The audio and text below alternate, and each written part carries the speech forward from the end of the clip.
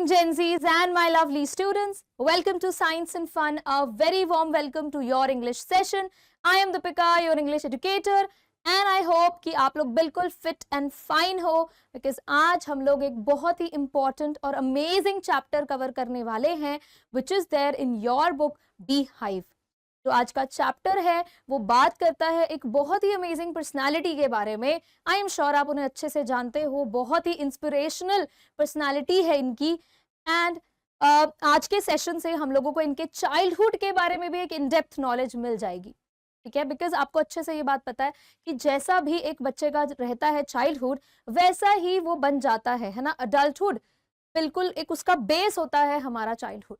तो जिन भी चीज़ों से हम लोग कुछ सीखते हैं, हमारे एक्सपीरियंसेस वो मैटर करते हैं at an early age, because यही अपब्रिंगिंग जो है अल्टीमेटली इम्पैक्ट डालती है हमारे पर्सनल ओपिनियंस, हमारे एक्शंस, हमारे बिलीव्स पर. तो आज के सेशन में हम लोग कैसे इस चैप्टर को कवर करेंगे, हम फटाफट से इस चैप्टर का एक ब्रीफ इंट्रोडक्शन लेंगे. Then we will talk about certain takeaways, या आप कह लो कि हम लोग थोड़ा थीम पर बात करेंगे. And then we will go with the line by line explanation of the chapter, जिससे कि आपको सारी वोकैबुलरी तो क्लियर हो ही जाएगी. ठीक है, कुछ नए फ्रेजेस, कुछ नए वर्ड्स आप लोग सीखोगे. And then we will do some important questions. तो सेशन को एंड तक जरूर देखना, बिकॉज ये आपके एग्जाम पॉइंट ऑफ व्यू से बहुत ही इंपॉर्टेंट चैप्टर है और वन शॉट में ये कवर हो जाएगा. बस फिर क्या चाहिए हमें. तो let us begin with the session. अब इस पूरे चैप्टर में हमें एपीजे अब्दुल कलाम सर के बारे में क्या क्या चीजें जानने मिली. We got to know about his family. ठीक है, अब पढ़ तो लिया होगा मेजॉरिटी ने. जिसने नहीं पढ़ा है तो देखो आपको क्या क्या चीजें जानने मिलेगी. आपको उनकी फैमिली के बारे में जानने मिलेगा, आपको उनके घर के बारे में जानने मिलेगा कि भाई किस तरह के घर में रहे थे, कैसा उनका सोशल स्टेटस था and everything. Then about world war two. World war two का क्या इम्पैक्ट था, कैसे कनेक्टेड थे एपीजे अब्दुल कलाम सर उनके साथ. And then about his friends. Definitely ऐसा तो नहीं है कि कलाम सर जो है वो सीधा ही प्रेसिडेंट बन गए थे, वो भी अपने चाइल्डहुड में थे. And we definitely know the importance of friendship, है ना. तो फ्रेंड्स का क्या रोल रहा था, किस तरह से उनके फ्रेंड्स कौन थे, अभी किस पोजीशन पर है, कहाँ है, कैसे हैं, तो ये भी हमें थोड़ा बहुत आइडिया इस चैप्टर से लगेगा. And above all of these हमें क्या जानने मिलेगा, अबाउट हिज एक्सपीरियंसेस. एक बच्चा जो है अपने आसपास जो भी चीजें ऑब्जर्व करता है, उसी के बेसिस पर वो अपने बिलीव्स एंड एक्सपीरियंसेस डेवलप करता है. तो इस चैप्टर में हम उनके एक्सपीरियंसेस के बारे में भी जानेंगे. राइट, ठीक है, कि क्या उन्हें किसी तरीके का डिस्क्रिमिनेशन सहना पड़ा था, क्या उनके साथ कुछ भी ऐसा भेदभाव हुआ था, तो क्या उनके उस पर्टिकुलर इंसिडेंट्स की वजह से, उन पर्टिकुलर इंसिडेंट्स की वजह से क्या उनके किसी भी डिसीजन में कोई इम्पैक्ट आया, ये सब हम इस चैप्टर में. राइट, अब ये जो चैप्टर है आपका, ये पार्ट है एक उनकी autobiography which is named the wings of. उनकी ऑटोबायोग्राफी है विंग्स ऑफ फायर. उसका एक छोटा सा एक्सर्प्ट हमें दिया गया है, so that we get to know कि भाई कलाम सर जो थे उनका चाइल्डहुड कैसा था. ठीक है, हम उनको एज अ प्रेसिडेंट हमने उनको देखा. ठीक है, बहुत बड़े साइंटिस्ट वो रहे थे, वो भी हमने देखा. बट एज अ किड वो कैसे थे, वो हमें इस चैप्टर से. Right, he was the president of India and a great scientist too. ये तो हम सभी जानते हैं. ओके, नाउ इस चैप्टर के कुछ टेकअवेज हम देखते हैं फटाफट से. In this lesson Kalam talks about his childhood days. इस लेसन में कलाम किसके बारे में बात करेंगे, कलाम यहाँ पर हम बोल रहे हैं एपीजे अब्दुल कलाम सर को ही. राइट, ठीक है, वो अपने चाइल्डहुड डेज के बारे में बात करेंगे, उनके आसपास जो लोग थे, the people around him and the social structure. Social structure क्या होता है, सोशल स्ट्रक्चर. अगर आपको ये बात पता हो, आई एम श्योर पता होगी कि हमारी जो इंडियन सोसाइटी थी पहले ऐसा करते थे, एक सोशली पूरा स्ट्रक्चर्ड था कि सबसे ऊपर की पोजीशन दे दी जाती थी ब्राह्मण्स को, फिर उसके बाद जाता था क्षत्रियास के लिए, देन वैश्यास, और उसके बाद होते थे शूद्रास. ये आई एम श्योर आप लोगों को पता होगा. जिसे नहीं पता तो देखो यहाँ से आपको ये नॉलेज भी मिल गई. ठीक है, थोड़ा सा सोशल साइंस भी यहाँ पर हो गया. ब्राह्मण्स कौन होते थे, द इंटेलेक्चुअल्स. जितने भी प्रीस्ट वाला पूरा एक ग्रुप होता था, जो भी हाईली इंटेलेक्चुअल होते थे, मोस्ट सुपीरियर क्लास जिसे कहा जाता था, वो ब्राह्मण्स की कहा जाता था. देन क्षत्रियास हो गए ऑल द वॉरियर्स, वैश्यास हो गए सारे बिजनेस पर्सन. राइट, देन सबसे नीचे रखा जाता था शूद्रास को. तो ये जो सोशल स्ट्रक्चर था, अब इसके साथ साथ रिलीजियस बेसिस पर भी डिफरेंसेस थे। ओके, तो उस बेसिस पर भी बहुत ज्यादा डिस्क्रिमिनेशन देखने मिला था पुरानी इंडिया में, राइट। तो यहाँ पर इसी सोशल स्ट्रक्चर का जो भी इम्पैक्ट पड़ा हमारे एपीजे अब्दुल कलाम सर पर, तो उसके बारे में यहाँ पर बात होगी। एंड रिलीजियस डिस्क्रिमिनेशन, जैसा कि मैंने अभी आपको बताया, Kalam also gives an account of those people whose views were not orthodox. और ऐसा नहीं है कि उन्होंने सिर्फ कुछ नेगेटिव एलिमेंट्स ही अपनी लाइफ के शेयर किए हैं, ऐसा बिल्कुल नहीं है। उन्होंने ऐसे लोगों के बारे में भी बताया है जो बहुत ज्यादा ना ऑर्थोडॉक्स नहीं थे। कौन होते हैं ऑर्थोडॉक्स? ऑर्थोडॉक्स वो लोग होते हैं जो एक्सट्रीमली ट्रेडिशनल, स्ट्रिक्ट, जिनके रूल्स एंड रिचुअल्स होते हैं, उन लोगों को कहा जाता है ऑर्थोडॉक्स पीपल। आई होप यहाँ तक समझ में आया होगा। And then will move on to some theme, आप कह लो कुछ इंपॉर्टेंट मैसेजेस आप इस चैप्टर से जो आप लोगे वो हम यहाँ पर डिस्कस करें।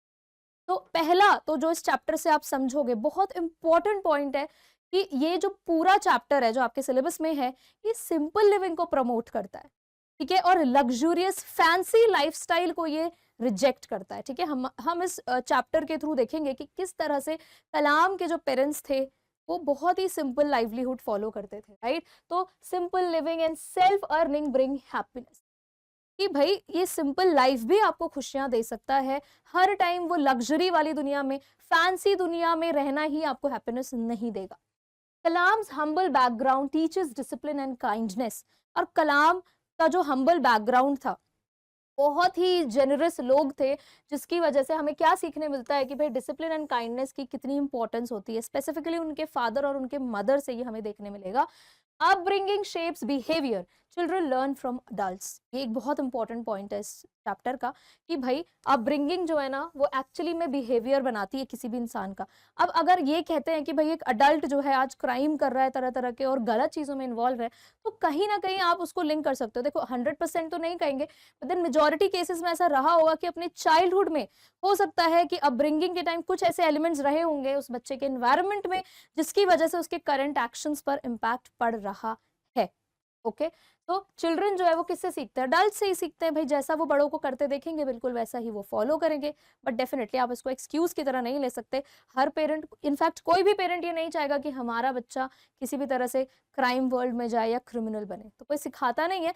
बट देन नोइंगली या कह लो अननोइंगली बच्चे ऐसी चीजें सीख जाते हैं और अल्टीमेटली उनका जो भी माइंडसेट होता है वो फ्रेम हो जाता है।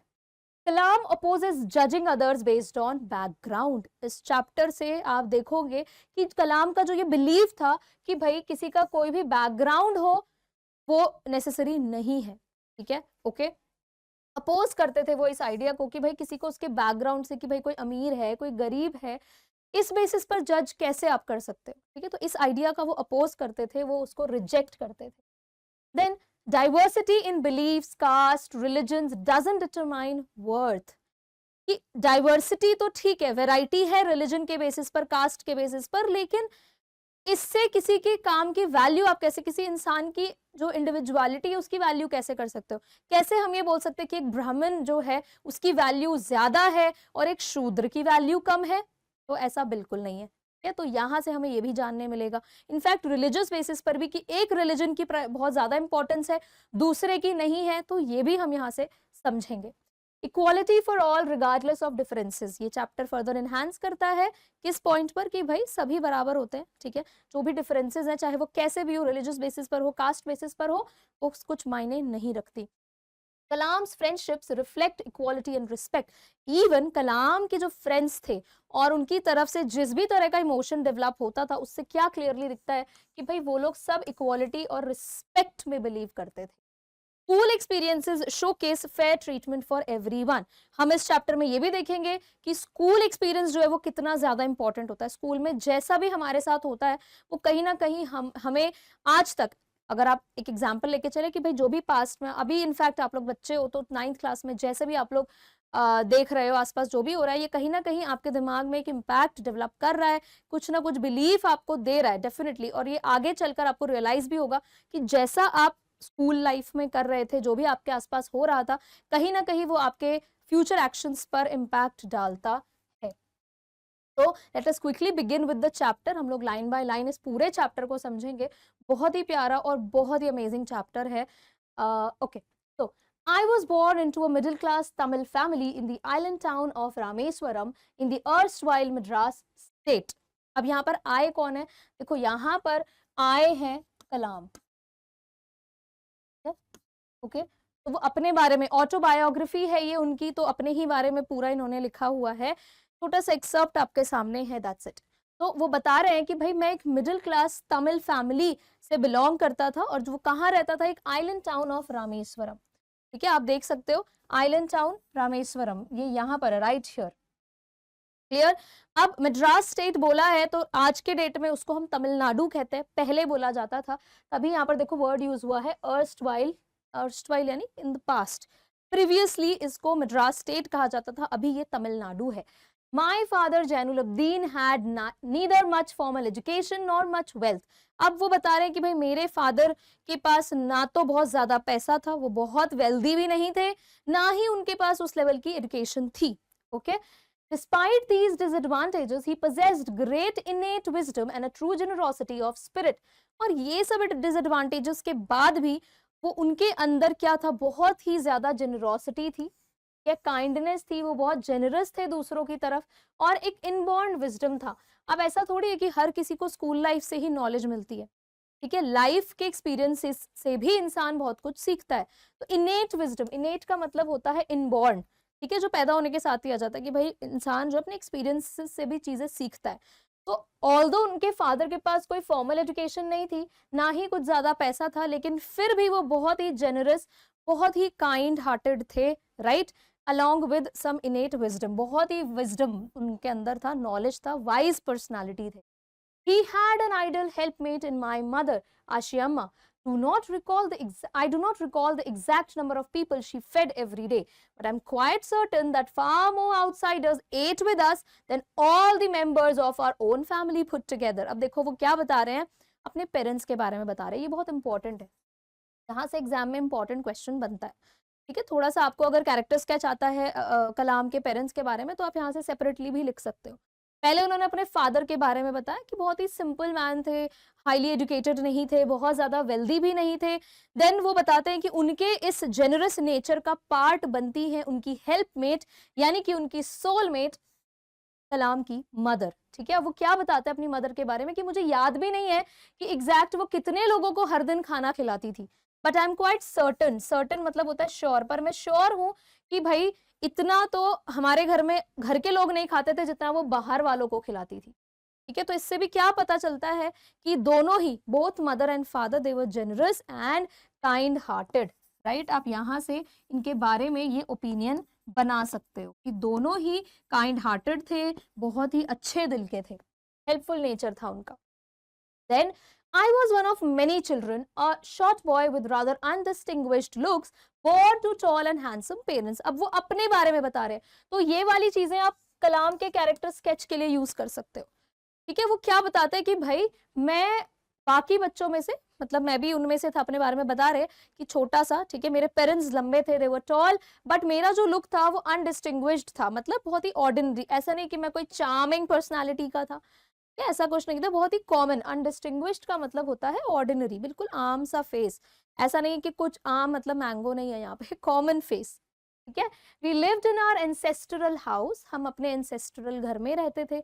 एंसेस्ट्रल हाउस क्या होता है कि भाई आपके जो एंसेस्टर्स आपके लिए बनाकर गए हैं, छोड़कर गए हैं, तो उसी घर में वो रहते थे, which was built in the middle of the 19th century, जो 19th सेंचुरी के टाइम पर बना था, in the middle of the 19th century. It was a fairly large pucca house, और देखो ऐसा नहीं था कि वो कच्चा हाउस था, टिपिकली जैसे हम लोग पढ़ते हैं कच्चा हाउस पक्का हाउस, तो कच्चा हाउस नहीं था, लेकिन हाँ कह सकते हो वो थोड़ा सा ग्रूम्ड था, वेल ग्रूम्ड घर था उनका, पक्का हाउस में वो कैटेगराइज था, लाइमस्टोन और ब्रिक्स से बना था, ठीक है। ऐसा नहीं है कि मड का यूज किया है, रॉ स्टिक्स वगैरह का यूज किया, no, proper limestone and brick का यूज करके, ईंटों का यूज करके वो घर बना था, on the mosque street in Rameswaram. ये इंपॉर्टेंट है, you have to underline this. उनका घर कहाँ पर था? Mosque street in Rameswaram. Location के बारे में अगर आपसे चैप्टर में कहीं पर पूछ लिया जाता है कि भाई you have to describe the house, तो अभी तक देखो, अभी हमने 2 से 3 पैराग्राफ किए और उसमें कितनी सारी इंपॉर्टेंट चीजें मिल गई। सबसे पहले हमें मिल गया है कि भाई आपको अगर पेरेंट्स का कैरेक्टर स्केच आ जाता है तो आप थोड़ा सा वहां से पीछे जो अभी हमने पढ़ा वहां से आप लेंगे, कलाम का कैरेक्टर स्केच आ जाता है तो आप यहाँ से पॉइंट्स ऐड करेंगे। देन अगर उनके घर के बारे में आता है एग्जैक्ट पूरा सराउंडिंग वगैरह, तो आप घर के बारे में तो यहीं से लिखोगे ना कि उनका घर कैसा था। It was a pucca house made of limestone and brick and on the mosque street in Rameswaram. ठीक है, रामेश्वरम के मॉस्क स्ट्रीट में वो घर था। माई ऑस्टियर फादर, अब ऑस्टियर फादर क्या होता है? ऑस्टियर कौन होता है? Strict yet simple. ठीक है, स्ट्रिक्ट लेकिन फिर भी सिंपल। तो उनके जो फादर थे, अगेन हमें फादर के बारे में यहाँ चीजें मिल रही है, तो you can add this in the character sketch. Okay, कि भाई वो फालतू के सारे कंफर्ट्स जो है उनको अवॉइड करते थे। इन एसेंशियल कंफर्ट्स, देखो रहने के लिए नेसेसिटी क्या होती है? आपको घर चाहिए, आपको फूड चाहिए, ठीक है, आपको बेसिकली क्लोथ्स चाहिए, राइट? तो ये हमारे मेन नेसेसिटीज होती है। बाकी चीजों को कलाम के फादर इन एसेंशियल मानते थे, अननेसेसरी मानते थे। ठीक है, जो जरूरी नहीं है, जिनके बिना काम चल सकता है। लग्जरीज हो गई भाई लाइफ की फैंसीफुल चीजें कि भाई ओके हमें एक टेलीविजन भी चाहिए, हम लोगों को घर में और तरह तरह की चीजें चाहिए, एक म्यूजिक सिस्टम भी होना चाहिए, कभी बोर हो गए गाने सुनने का मन किया। ये इतनी नेसेसरी चीजें नहीं है, इनके बिना काम चल सकता है, राइट? तो ये सब लग्जरीज ये अवॉइड करते थे, right? However, all necessities were provided for in terms of food, medicine और clothes। लेकिन ऐसा नहीं है कि ये आइडियोलॉजी लेकर वो कोई चीज यूज ही नहीं करते थे। देखो जहां जरूरत पड़ी, खाना कभी ऐसा हुआ कि भैया कुछ अलग हेल्दी खाना वो जरूर खाते थे। मेडिसिन की भी नौबत आ सकती है, तो वो सब भी ऐसा नहीं था कि किसी चीज में वो किसी भी तरह का डिडक्शन करते थे। No, nothing like that. जितनी बेसिक नेसेसिटीज होती थी वो प्रोवाइड करते थे। In fact, I would say mine was a very secure childhood. Important, यहाँ से important question बनता है कि कलाम कह रहे हैं यहाँ पर कि मेरा चाइल्डहुड तो दोनों तरह से अच्छा था। कैसे दोनों तरह से? मटीरियली भी अच्छा था, इमोशनली भी अच्छा था। मटीरियली यहाँ पर बोला है बेसिकली फाइनेंस के टर्म्स में। ठीक है, कि ऐसा नहीं है कि मैं यहाँ पे आपको लिख देती हूँ फाइनेंशियली। ठीक है, कि फाइनेंसेस के टर्म्स में मेरे पेरेंट्स ने कभी ऐसा डिनायल नहीं दिया, जो भी चाहिए होता था आराम से वो प्रोवाइड कर देते थे, लेकिन अननेसेसरी चीजों से अवॉइड करते थे। ओके, इमोशनली क्या होता है? पेरेंट्स हमेशा अपने बच्चे के लिए अवेलेबल रहते थे। ऐसा नहीं है कि उनका फोकस नहीं था कलाम पर, कलाम की प्रॉब्लम्स वो नहीं सुनते थे, ऐसा कुछ नहीं है। तो अनलाइक सम अदर पीपल कि भाई बच्चे पर ध्यान नहीं, इग्नोरेंट किड, ऐसा नहीं था। कलाम को मेंटली भी, इमोशनली भी और मटीरियली भी बेसिकली देखा जाए तो फुल सपोर्ट था अपने पेरेंट्स का। तो कोई प्रॉब्लम नहीं थी, ऐसी कोई हार्डशिप उन्होंने नहीं देखी। The Second World War broke out in 1939। देखो अब वो किसके बारे में बता रहे हैं? अब वो बता रहे हैं सेकेंड वर्ल्ड वॉर। मैंने आपको इनिशियली ही कहा था कि कलाम जो है अपनी इस ऑटोबायोग्राफी में किसके बारे में बात कर रहे हैं? सेकेंड वर्ल्ड वॉर के बारे में भी वो बताएंगे। ठीक है, तो वॉर ब्रोक आउट। अब यहाँ पे देखो वर्ड यूज हुआ है, फ्रेज यूज हुआ है ब्रोक आउट। लिख सकते थे स्टार्टेड, लेकिन ब्रोकआउट लिखा है तो ब्रोकआउट थोड़ा सा क्या होता है ना, हम लोग तब यूज करते हैं अगर आपने दया का देखा है, सीआईडी के अगर फैन हो, सपोज देखा करते थे या देखते हो, तो उसमें जिस तरह से वो बिना परमिशन के धड़ाक से अंदर घुस जाता है, ठीक है, तो ब्रोकआउट बिल्कुल बिना किसी प्रायर इंफॉर्मेशन के, suddenly, abruptly, out of nowhere आप जब एंट्री ले लेते हो या कोई चीज स्टार्ट हो जाती है, हम बोलते हैं ब्रोकआउट। और स्पेसिफिकली वॉर जैसी चीजों में या फाइट जैसी चीजों में हम ये फ्रेज का यूज करते हैं। तो सेकेंड वर्ल्ड वॉर स्टार्टेड। ठीक है, सेकेंड वर्ल्ड वॉर जब स्टार्ट हुई कौन से ईयर में? 1939 में। When I was 8 years old। उस टाइम पर कलाम कितने साल के थे? वो 8 साल के बच्चे थे। ठीक है, For reasons I have never been able to understand, a sudden demand for tamarind seeds erupted in the market। अब यहाँ पर देखो एक 8 साल के वो बच्चे थे छोटे, तो वो कहते थे कि भाई मुझे कभी समझ में नहीं आया कि सडनली ये डिमांड कैसे बढ़ गई। किसकी? टैमरिंड सीड्स की। टैमरिंड सीड्स क्या होते हैं? इमली को बोला जाता है। ये इमली के बीजों की इतनी डिमांड कैसे बढ़ गई, ये छोटे कलाम को नहीं समझ में आया था। ओके, इरप्टेड का क्या मतलब होता है? कि भाई सडनली कोई चीज बढ़ जाना, ठीक है, स्टार्ट होना। Okay, I used to collect the seeds and sell them to a provision shop on mosque street. मुझे नहीं पता था कि ये टैमरिंड की डिमांड क्यों बढ़ गई सडनली, लेकिन डिमांड बढ़ी थी तो भाई सप्लाई भी करना था। ठीक है, तो वो क्या करते थे? वो जाके टैमरिंड सीड्स तोड़ते थे और मार्केट में जाकर उन्हें सेल करते थे। कहाँ पर? मॉस्क स्ट्रीट में जाकर एक प्रोविजन शॉप थी, वहीं पर एक शॉप थी जिसमें जाकर वो टैमरिंड सीड्स सेल किया करते थे। A day's collection would fetch me the princely sum of 1 anna. अब वो यहाँ पर देखो क्या बोलते हैं कि भाई मैं एक दिन में जाकर जितना भी सेल करता था तो मुझे क्या मिलता था, 1 आना। Can you imagine? तो ये थोड़ा सा आयरॉनिक वे में वो कह रहे हैं कि भाई मैं तो बिल्कुल अमीर हो जाता था, इतना सारा पैसा मुझे मिलता था। ये वो थोड़ा सा मजाक कर रहे हैं। आयरनी क्या होती है? आयरनी होती है कि जब आप जो बात बोल रहे हो उसका ऑपोजिट हो रहा है, या फिर जो हो रहा है उसका ऑपोजिट आप बोल रहे हो। मिलता उन्हें 1 आना था, it's not a big amount, बहुत ज्यादा नहीं है, हार्डली 6 पैसे, ठीक है। तो ये बहुत बड़ा अमाउंट नहीं है, लेकिन वो फन वे में उसको प्रेजेंट करते हैं कि मुझे तो इतना ग्रैंड अमाउंट मिलता था पूरे दिन की मेहनत करने के बाद, 1 आना। इसका एक्चुअल मीनिंग है कि कुछ भी नहीं मिलता था। Okay, my brother in law Jalaluddin would tell me stories about the war which I would later attempt to trace in the headlines in Dinamani. और यहाँ पर अब वो छोटे बच्चे उन्हें वॉर के बारे में, जैसे आप लोग अभी आप न्यूज़पेपर वगैरह आई डोंट नो पढ़ते हो नहीं पढ़ते हो सकता है इतना नॉलेज नहीं रखते हो, प्रोबेबली इतना इंटरेस्ट नहीं रखते हो। See I am not talking about the exceptions, definitely बहुत बच्चे हैं जो इंटरेस्ट लेते होंगे, बट अब एक 8 साल के बच्चे को इतना नॉलेज नहीं होता है, तो वो किससे पूछते थे? उनके ब्रदर इन लॉ जलालुद्दीन उन्हें बताते थे वॉर की स्टोरीज, ठीक है। और बाद में वो दीनामनी जो वहां का न्यूज़पेपर है, ठीक है, डेली न्यूज़पेपर है वो, तमिल न्यूज़पेपर, राइट। तो उसमें फिर जो भी वो उनके ब्रदर इन लॉ उन्हें बताते थे, वो इस न्यूज़पेपर में ट्रेस करते थे कि हाँ हाँ बिल्कुल ऐसा उन्होंने मुझे बताया था, and he used to relate with that, वो कनेक्ट करने की कोशिश करते थे। Our area being isolated was completely unaffected by the war. अब जो हमारा एरिया था जहां पर कलाम रहते थे, देखो कलाम जिस एरिया में रहते थे वो आइसोलेटेड था, बहुत ज्यादा इम्पैक्ट नहीं पड़ता था। अभी हमने पीछे देखा कि एक अपने तमिलनाडु वाले पार्ट में एक कॉर्नर में वो रहते थे, ठीक है, ओके। अब प्रॉब्लम क्या आई यहाँ पर कि अभी तक तो कोई भी वॉर से रिलेटेड उनको अफेक्ट नहीं पड़ा, कोई भी इम्पैक्ट नहीं पड़ा, लेकिन but soon India was force to join the allied forces. लेकिन कुछ ही टाइम बाद इंडिया को भी पार्ट लेना पड़ा था वॉर में, ठीक है, उनको ज्वाइन करने पड़े अलाइड फोर्सेस, ठीक है। अब वॉर है तो भाई दो लोगों के, दो पार्टीज के बीच में होगी, नॉट दो लोगों के बीच में, पार्टीज के बीच में होगी।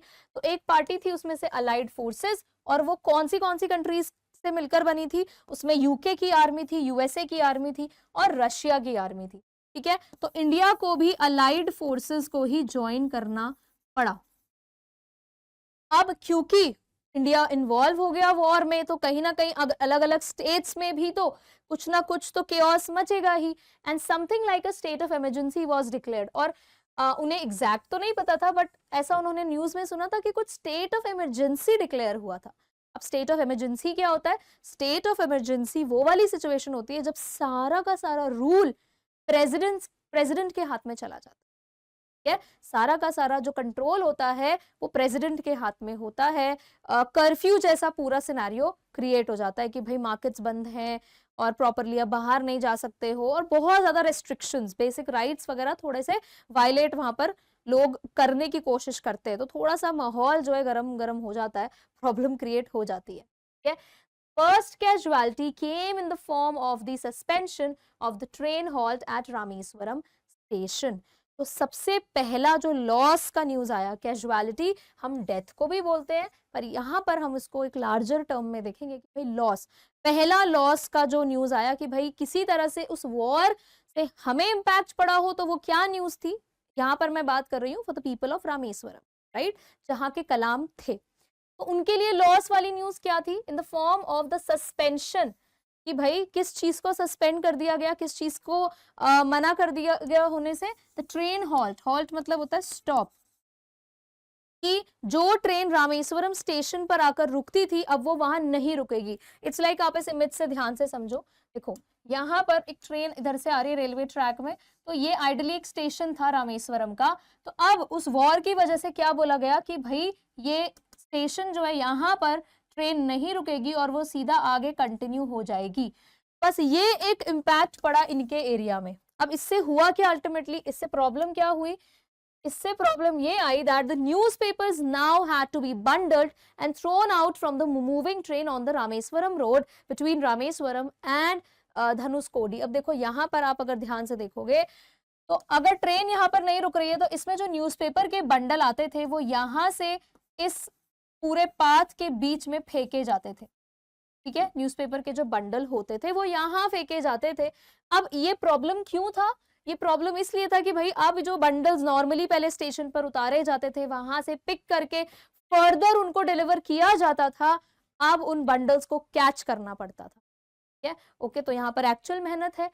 तो that forced my cousin Samsuddin, who distributed newspapers in Rameswaram, to look for a helping hand to catch the bundles. ठीक है, अब इससे क्या हुआ, मेरे भाई, ठीक है, मेरा जो कजन था शमसुद्दीन, वो न्यूज़पेपर डिस्ट्रीब्यूशन का काम करता था रामेश्वरम में, उसको एक हेल्पिंग हैंड की जरूरत थी।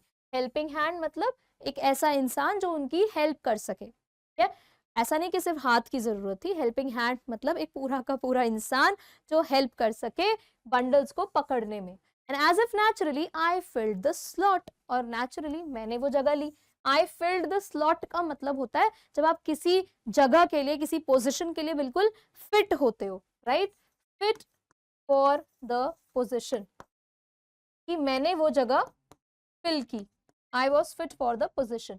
Shamsuddin helped me earn my first wages, और शमसुद्दीन ने मेरी मदद की पहली कमाई के लिए, मेरी जो पहली इनकम थी। वेजेस क्या होते हैं? वेजेस होते हैं इनकम। मेरी पहली सैलरी जो आई, मेरी पहली जो कमाई हुई, वो शमसुद्दीन मेरे कजन ने कराई।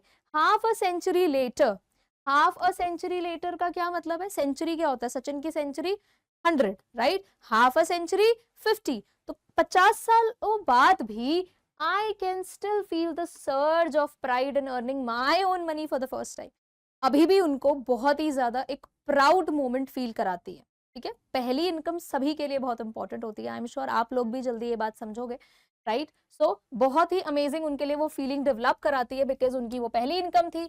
और किसने हेल्प की थी? उनके कजन शमसुद्दीन ने। Now every child is born with some inherited characteristics into a specific socio-economic and emotional environment and trained in certain ways by figures of authority. अब देखो वो धीरे धीरे हमको किस अलग अलग टर्म्स पर, थीम्स पर वो बात कर रहे हैं जो हमने पहले डिस्कस की थी।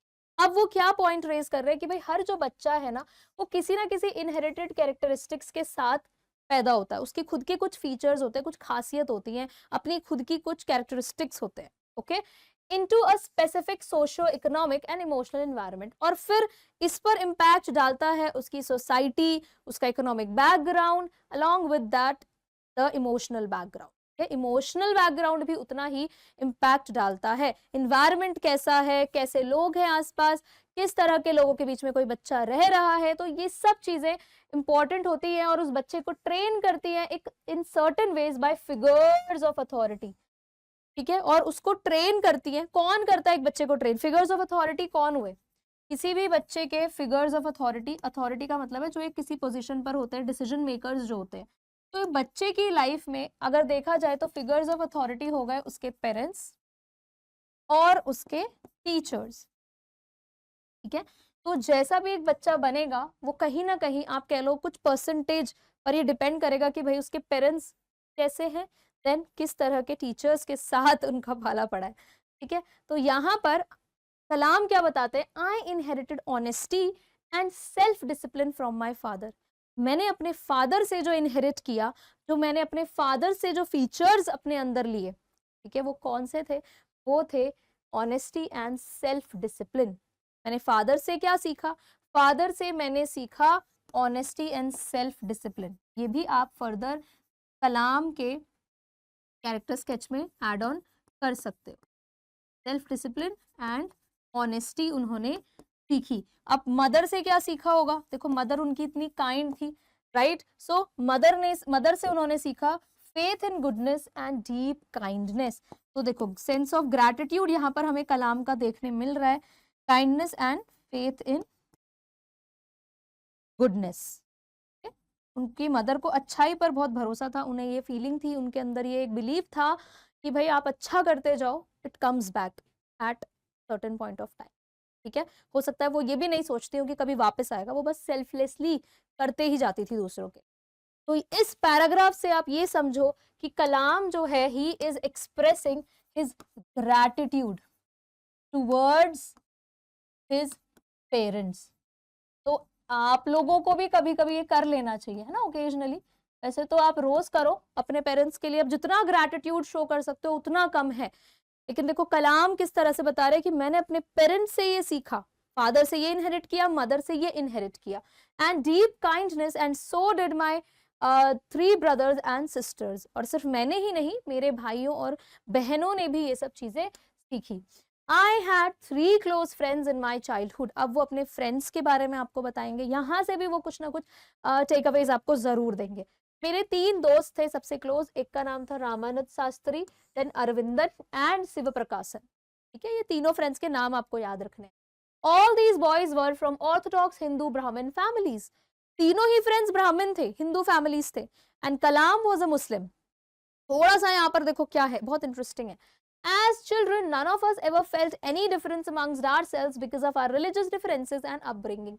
जब हम छोटे थे कभी भी हमारे बीच में ये वाला फीलिंग ही नहीं आया कि मैं मुस्लिम हूँ और मेरे फ्रेंड्स हिंदू ऑर्थोडॉक्स फैमिली से हैं। ठीक है, ब्राह्मण बिल्कुल। तो ऑर्थोडॉक्स क्या होता है, जो बहुत ही स्ट्रिक्टली अपने बिलीव्स, अपने प्रैक्टिसेस को फॉलो करते हैं, रिजिड होते हैं, बिल्कुल भी किसी भी तरह से वो स्विच नहीं करते हैं, कहीं पर भी उन्हें कॉम्प्रोमाइज नहीं चाहिए होता है अपने बिलीव्स के साथ, बहुत ही स्ट्रिक्ट ऑर्थोडॉक्स हो गए, closely following the old traditional believes etcetera. Okay, तो एज किड्स वो बताते हैं कलाम कि भाई हमें कभी रियलाइज नहीं हुआ हमारे बीच में किसी भी तरह का रिलीजियस डिफरेंस, ना कभी ऐसा इम्पैक्ट हमारी अपब्रिंगिंग पर पड़ा। In fact Ramanand Shastri was the son of पक्षी लक्ष्मण शास्त्री। देखो यहाँ पर वो क्या बता रहे हैं कि भाई रामानंद शास्त्री जो मेरा फ्रेंड था, उसके फादर का नाम था Pakshi Lakshman Shastri. Now the high priest of the Rameswaram temple. Rameswaram का बहुत बड़ा टेम्पल है, वहां के अच्छी पोजीशन पर प्रीस्ट यानी कि पंडित थे रामानंद शास्त्री के फादर। तो सोचो उनके मन में भी ऐसा कुछ नहीं था अपने फ्रेंड को लेकर, कलाम को लेकर। तो कलाम के फ्रेंड्स भी बहुत अच्छे उन्हें मिले थे।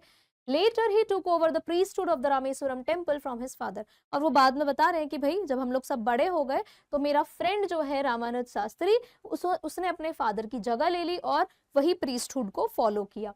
Aravindan went into the business of arranging transport for visiting pilgrims। Aravindan ने क्या काम शुरू किया, उसने ट्रांसपोर्ट वाला बिजनेस शुरू किया कि भाई जो पिलग्रिम्स वगैरह आते हैं, श्रद्धालु आते हैं, उनके लिए ट्रांसपोर्ट वगैरह के बिजनेस में अरविंदन एंटर कर गया। एंड शिव प्रकाशन became a catering contractor for the southern railways. तो आप रेलवेज वगैरह में खाना वगैरह मिलता है, हर चीज आपको मिलती है, तो उसका पूरा कॉन्ट्रैक्ट ले लिया किसने, शिव प्रकाशन ने। ये सब काम में अलग अलग उनकी प्रोफेशनल लाइफ यहाँ पर कलाम हमारे साथ डिस्कस करते हैं कि वो इन सब फील्ड्स में चले गए।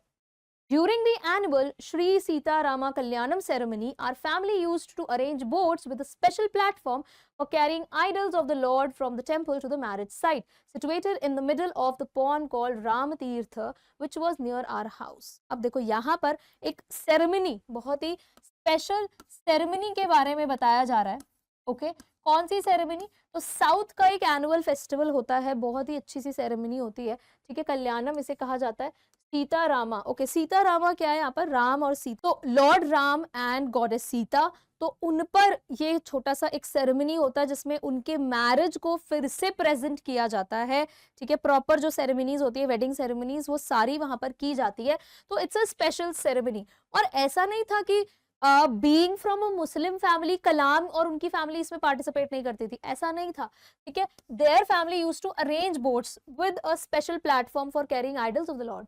तो कलाम की जो फैमिली थी ना, ये क्या करती थी, वो बोट्स का अरेंजमेंट करती थी, स्पेशल प्लेटफॉर्म बनाती थी उन आइडल्स को, मूर्ति को ले जाने के लिए। ठीक है, मंदिर से सीता और राम की जो मूर्ति है उसको ले जाया जाता था मैरिज साइट तक, situated in the middle of the pond called Ram तीर्थ। ठीक है, एक पॉन्ड के पास वो मंदिर था, वहां लेकर जाया जाता था। पॉन्ड के पास देयर वाज अ प्लेस जहां पर बनाया गया था मैरिज साइट। ठीक है, शादी की एक जगह बनाई गई थी, पूरा मंडप बनाया गया था और उसको कहा जाता था Ram Tirtha. Okay, which was near our house, और उनके घर के ही पास था वो।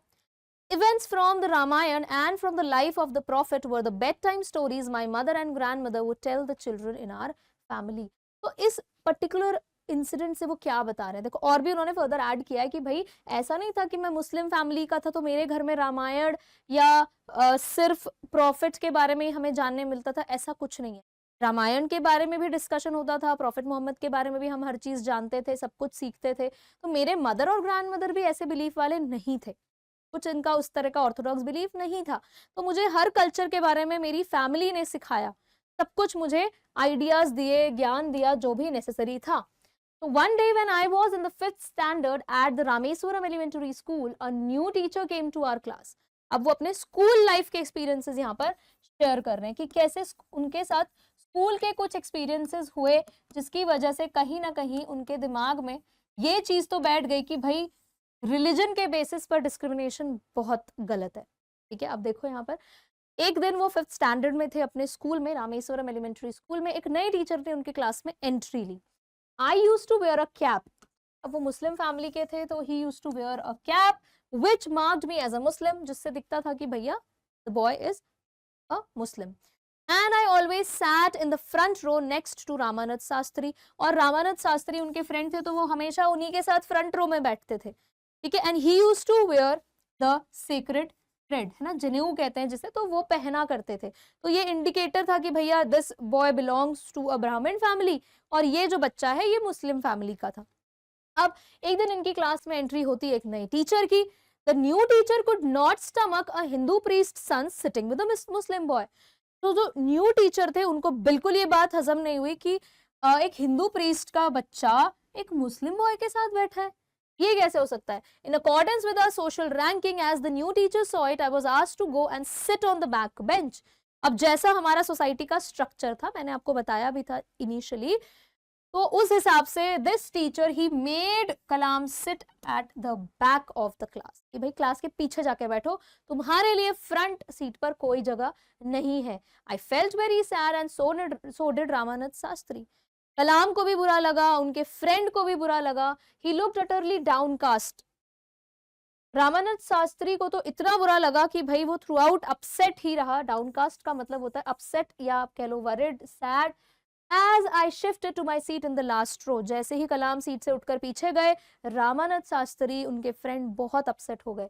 The image of him weeping, weeping का मतलब होता है crying, और जब रामानंद शास्त्री रो रहे थे इस बात से, तो वो जो क्राइंग इमेज थी उनके फ्रेंड की, कहीं ना कहीं उनके दिमाग पर एक बहुत ही डीप इम्पैक्ट छोड़ गई, एक लास्टिंग इम्प्रेशन डाल गई।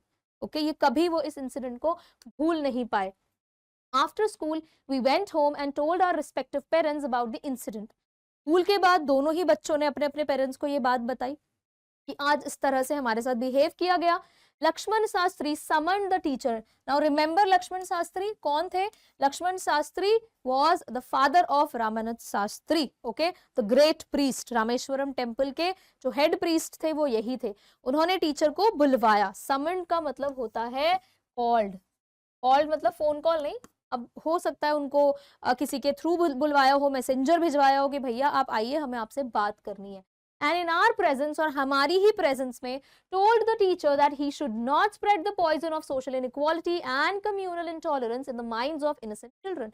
हमारे सामने उनको बोला गया कि भाई बच्चों के दिमाग में इस तरीके की इविल बातें आप कैसे डाल सकते हो, ये तो जहर जैसी बातें हैं। अगर आप ही उनको सिखाओगे ये सब बातें एज अ टीचर, तो वो क्या सीखेंगे? सोसाइटी की इनइक्वालिटीज के बारे में आप सिखा रहे हो, ठीक है, कम्युनिटी के डिफरेंसेस आप बता रहे हो उन्हें, और इस तरह से, तो ये बिल्कुल भी एक्सेप्टेबल नहीं है।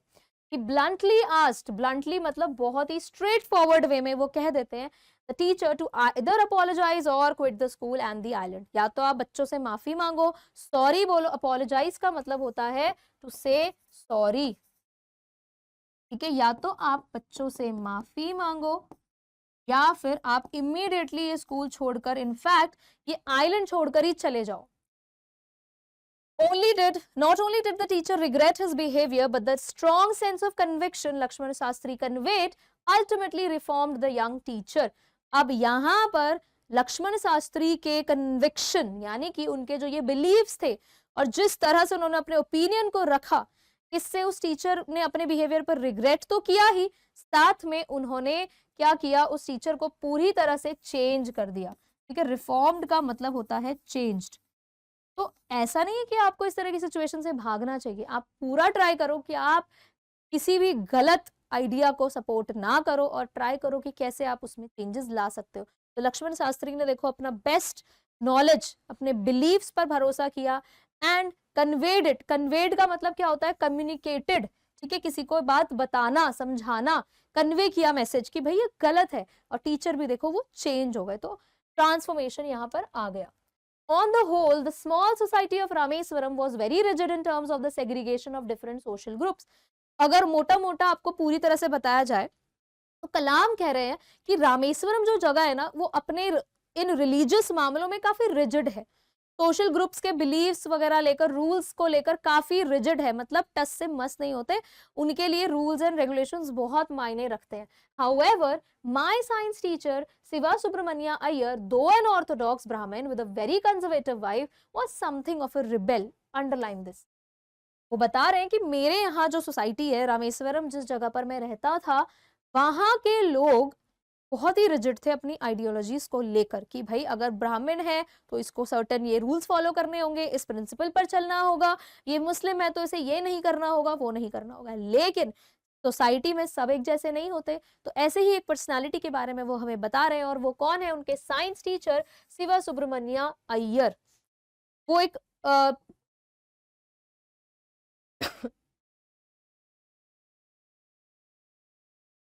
वो एक हिंदू फैमिली को बिलोंग करते थे, नो डाउट, बहुत ही orthodox family, traditional family, but एक रिबेल था उनके अंदर। रिबेल जो अपोज करता है। अपोज किसे करता है? गलत कामों को, गलत चीजों को। ठीक है, so he did his best to break social barrier so that people from varying backgrounds could mingle easily. अब उनकी वाइफ भी बिल्कुल इसी तरह की थी, ट्रेडिशनल बिलीवर, कि भाई मुस्लिम है, अलाउ नहीं करना है घर पे एंड ऑल ऑफ दैट। लेकिन फिर भी शिवा सुब्रमण्या अय्यर जो थे, वो अपना बेस्ट पॉसिबल वे में ये सोशल बैरियर, ये जो रुकावट है, जैसे आप लोग कभी गाड़ी वगैरह चलाते हो रोड में तो आप देखते हो बैरियर्स वगैरह, आप लोग नहीं चलाते, आपके पेरेंट्स चलाते हैं, तो कहीं ना कहीं रुकावट आती है बीच में, फिर आपको अपना रूट चेंज करना पड़ता है। तो यहाँ पर शिवा सुब्रमण्या जो है वो बेस्ट पॉसिबल वेज ढूंढते हैं कि कैसे ये लोगों के दिमाग में जो बैरियर बना हुआ है ये कैसे हटाऊं। ठीक है, तो ये सोसाइटी को लेकर जो एक रुकावट है, ताकि लोग सब आपस में आराम से मिक्सअप हो सके। मिंगल का मतलब होता है मिक्सअप, सिंगल मिंगल वाला नहीं है ये। ठीक है, कि आपस में सब लोग एक साथ मिलके रह सके। He used to spend hours with me and would say, Kalam, I want you to develop so that you are on par with the highly educated people of the big cities. वो कलाम को क्या बात समझाते थे? वो कलाम को ये बात बोलते थे कि मैं चाहता हूं कि तुम जो बड़े बड़े पढ़े लिखे लोग होते हैं सिटीज में, ठीक है, बिल्कुल उनके जितने पावरफुल हो जाओ। अब पावरफुल का मतलब ये है कि तुम इतना नॉलेज गेन करो, इतने ज्यादा डेवलप्ड पर्सनालिटी बन जाओ, कन्वर्ट हो जाओ कि भाई तुम उनके भी आइडियोलॉजीज को, उनके बिलीव्स को चैलेंज कर सको, कोई भी अगर गलत बिलीव्स है, right. So Kalam, I want you to develop so that you are an on par. On par मतलब क्या होता है? इन कॉम्पिटिशन, कि भाई जो हाईली एजुकेटेड पीपल होते हैं बड़े बड़े शहरों के, तुम उस लेवल तक आ जाओ, मैं ये चाहता हूँ तुमसे। तो देखो, जब टीचर्स इस तरह से इंस्पायर करते हैं तो बच्चा कैसे इंस्पायर नहीं होगा। Okay, so one day he invited me to his home for a meal. His wife was horrified at the idea of a Muslim boy being invited to dine in her ritually pure kitchen. तो एक दिन शिवा सुब्रमण्या अय्यर क्या करते हैं, वो अपने घर में कलाम को इनवाइट करते हैं कि भाई चलो एक मील हो जाए, आज तुम मेरे घर में खाना खाओ। और इस बात से अपसेट हो जाती है, इनफैक्ट गुस्सा हो जाती है। कौन? शिवा सुब्रमण्या अय्यर की वाइफ। है, बिकॉज उनके हिसाब से उनका किचन एकदम प्योर है और एक दूसरे रिलीजन का बच्चा वहां आकर खाएगा, ये वो एक्सेप्ट बिल्कुल नहीं कर पा रही थी। She refused to serve me in her kitchen. उन्होंने क्लियरली मना कर दिया कि भैया मेरे किचन में ये बच्चा नहीं खाएगा। Shiva Subramanya Iyer was not perturbed. अब इस बात से आइडली तो उनको गुस्सा आना चाहिए था कि भाई मैंने तो खुद इन्वाइट किया इस बच्चे को और इस तरह से इंसल्ट किया जा रहा है। तो यहाँ पे बहुत ही शांति से उन्होंने डील किया, वो गुस्सा नहीं हुए। परटर्ब्ड का मतलब होता है वरिड होना या अपसेट होना, वो नाराज भी नहीं हुए, कुछ भी नहीं हुआ। Nor did he get angry with his wife, ना वो गुस्सा हुए, but instead served me with his own hands and sat down beside me to eat his meal. अब उन्होंने क्या किया? इंटरेस्टिंगली वो मेरे बगल में आके बैठ गए, मुझे अपने हाथों से खाना खिलाया। तो यहाँ से एक बहुत ही इंपॉर्टेंट लेसन वो सिखाना चाहते थे अपनी वाइफ को। क्या? देखो, his wife watched us from behind the kitchen door. उनकी वाइफ किचन के पीछे से देख रही थी। I wondered whether she had observed any difference in the way I ate rice, drank water or cleaned the floor after the meal. कलाम सोचते रहे कि क्या इस बीच में जब वो मुझे देख रही थी उन्हें कोई फर्क लगा कोई डिफरेंस देखने मिला कि मेरा खाने का तरीका कुछ अलग है, मेरा पीने का तरीका कुछ अलग है, या जिस तरह से खाना खाने के बाद हम अपना बचा हुआ वहां से साफ करते हैं, क्या वो मैं कुछ अलग स्टाइल से कर रहा हूँ? देखो खाना खाने के लिए तो सब मुंह में ही हाथ डालेंगे ना, खाना कहाँ से जाएगा अंदर, यहीं से जाएगा, पानी भी पियेंगे ही। तो क्या एक हिंदू पर्सन और एक मुस्लिम पर्सन ये कुछ अलग तरह से करते हैं, राइट? तो ये वो यहाँ से समझ गए कि शायद उनको ये बात समझ में आ गई होगी कि कोई डिफरेंस नहीं है। When I was leaving his house, Siva Subramania Iyer invited me to join him for dinner again the next weekend.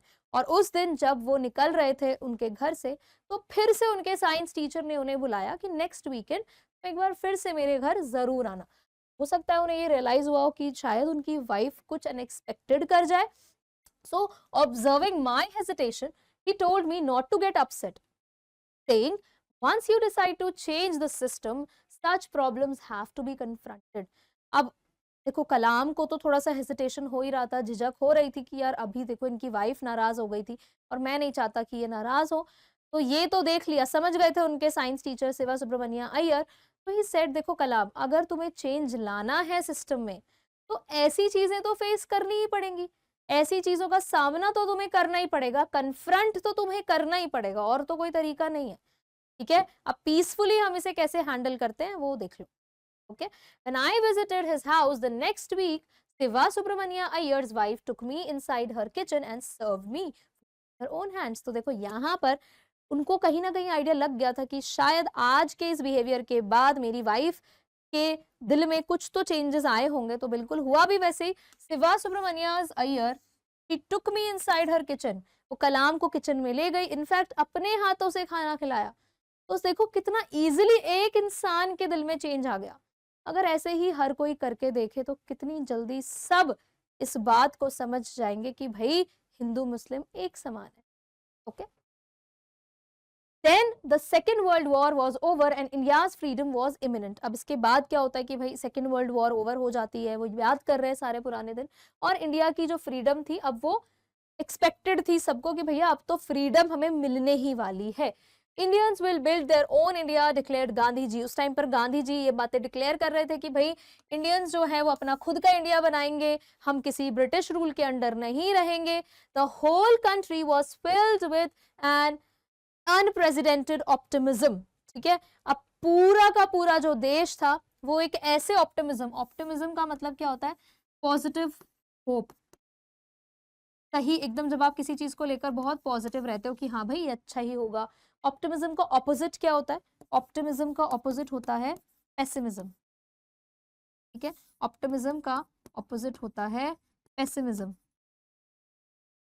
Clear? ठीक है, नाउ यहाँ पर क्या बात कर रहे हैं कि पूरा का पूरा जो देश है वो एक ऐसे ऑप्टिमिज्म की तरफ बढ़ रहा था, भर चुका था एक ऑप्टिमिज्म से, जो शायद इससे पहले कभी उन्होंने फील भी नहीं किया। इसलिए वर्ड यूज हुआ है unprecedented. I asked my father for permission to leave Rameswaram and study at the district headquarters in Ramanathapuram.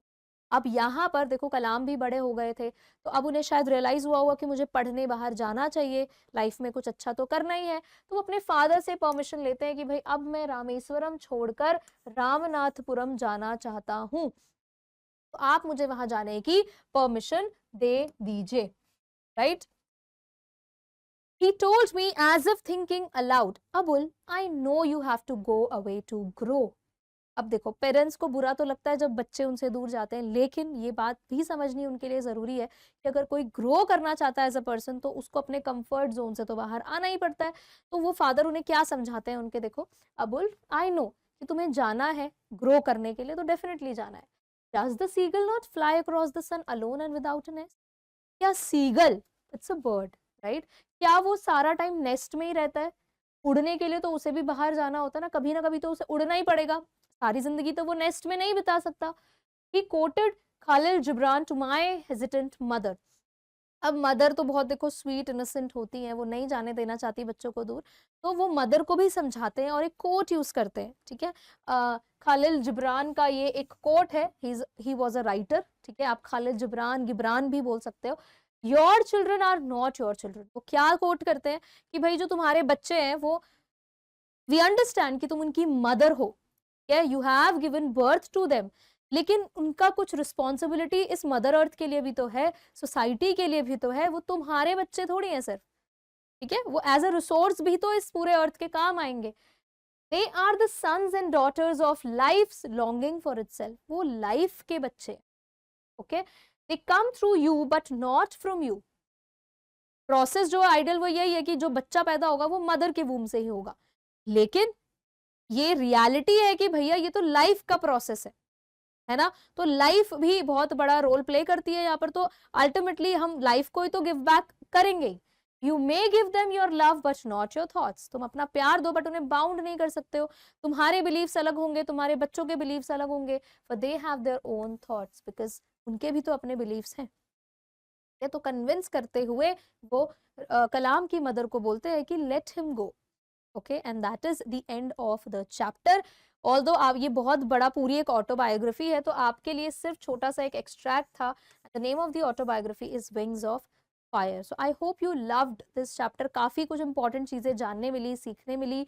इससे पहले आई डोंट थिंक कि इतना ज्यादा इन डेप्थ आपने कलाम की लाइफ के बारे में पढ़ा होगा, पढ़ा है तो बहुत अच्छी बात है, ठीक है। अब हम बढ़ते हैं इंपॉर्टेंट क्वेश्चंस की तरफ, जो एग्जाम पॉइंट ऑफ व्यू से आपके लिए जरूरी है, और उससे थोड़ा आपका जज भी हो जाएगा कि कितने क्वेश्चंस आप अटेम्प्ट कर पा रहे हो, राइट। तो सबसे पहला क्वेश्चन है, how does the author describe his father, important question, ठीक है। अभी मैंने यहाँ पर डिस्क्राइब हिज फादर लिखा है, आपको इसी तरह का क्वेश्चन और आ सकता है सेपरेटली कि भाई मदर के लिए ये कैसे होगा, तो ये आपका होमवर्क क्वेश्चन रहेगा। आप कमेंट्स में मेंशन करोगे कि Kalam, how does the author, author is Kalam here, okay, so उन्होंने कैसे अपने फादर को डिस्क्राइब किया, आप होमवर्क में करोगे उन्होंने कैसे अपनी मदर को डिस्क्राइब किया। राइट द की पॉइंट्स, ठीक है, इट इज नॉट नेसेसरी कि आप पूरा सेंटेंस लिखो, आप की पॉइंट्स लिखकर इसका आंसर करोगे।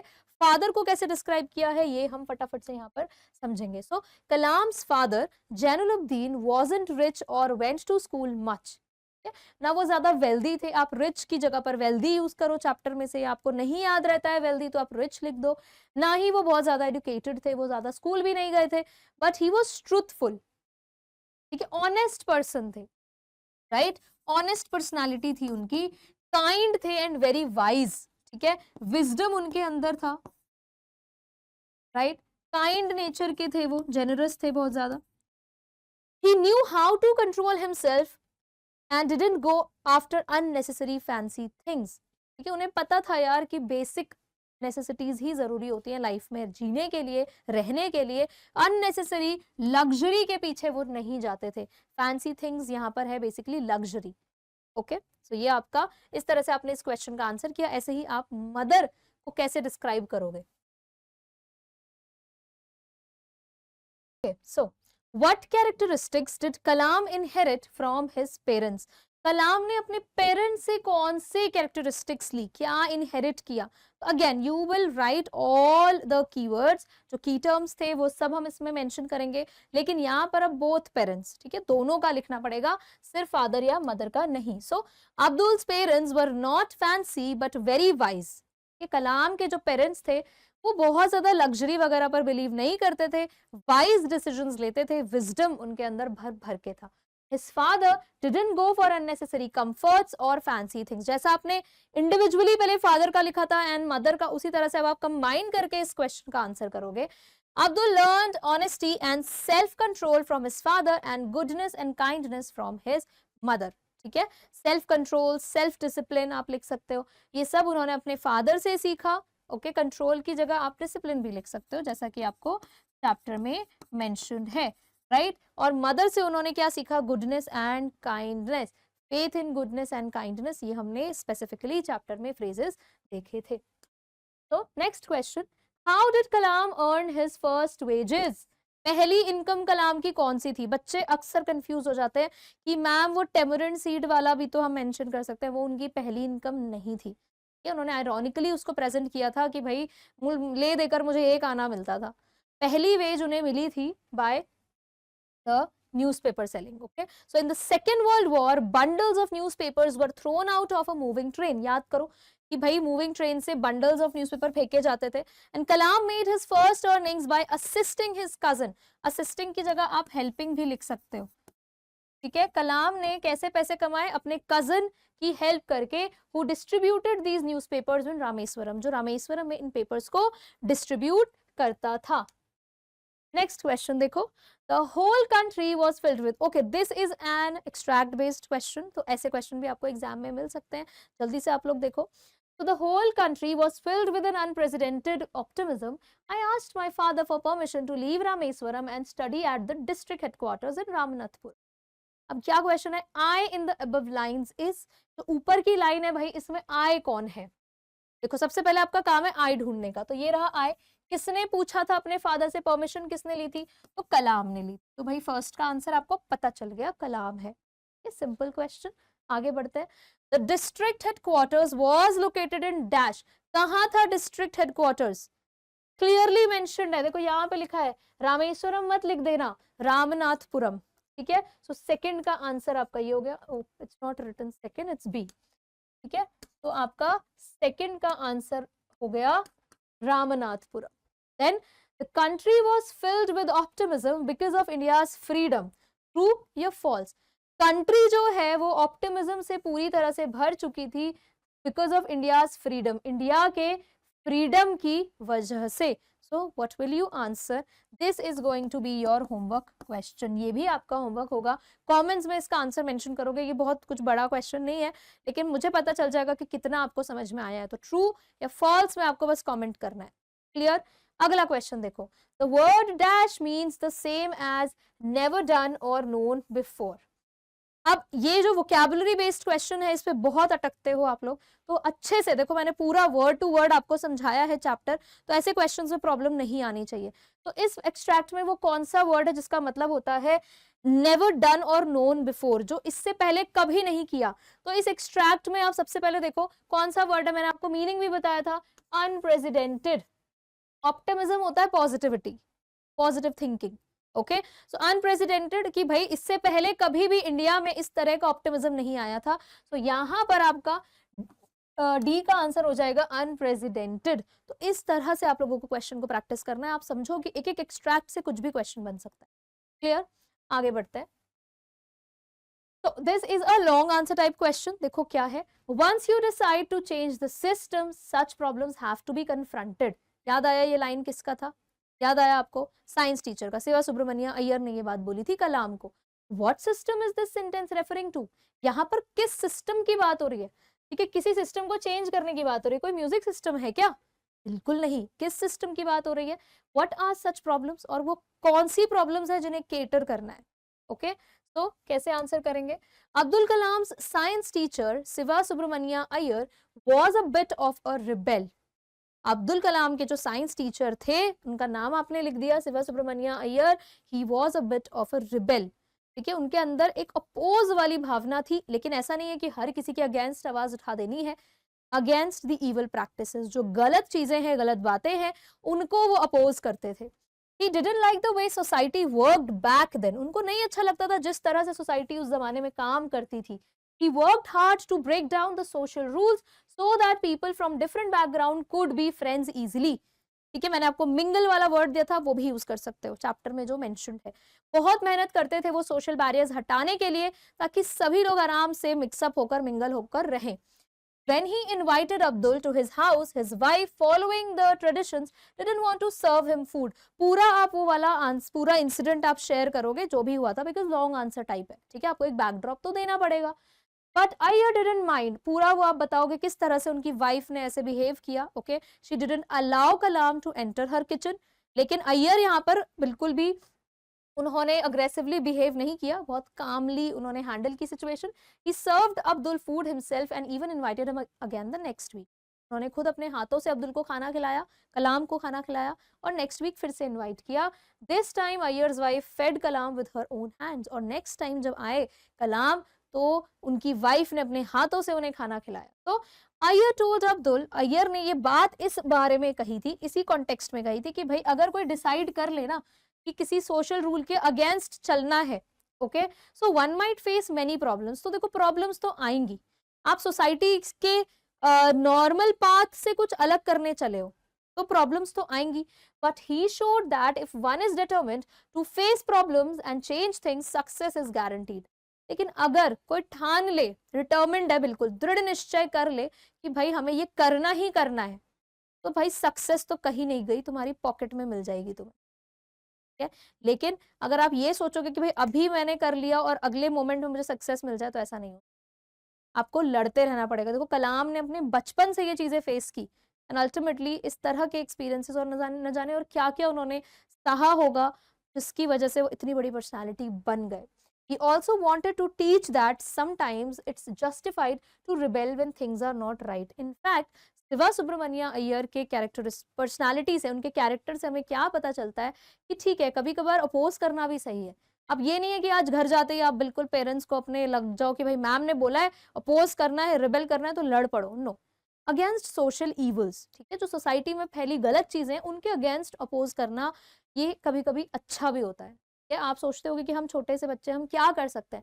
बहुत कुछ कर सकते हो आप, बहुत बड़े चेंजेस ला सकते हो, right. So this was the chapter and I have completed all the important questions. यहाँ से ही घुमा फिरा के क्वेश्चंस पूछ लिए जाते हैं। लॉन्ग आंसर टाइप आपको कैसे लिखना है ये भी आप समझ गए होंगे कि जिस भी कॉन्टेक्स्ट का आपको क्वेश्चन दिया है, मेक श्योर आप पहले उसके बारे में बात करो, उसके बाद आप अपने उस क्वेश्चन को टैकल करो।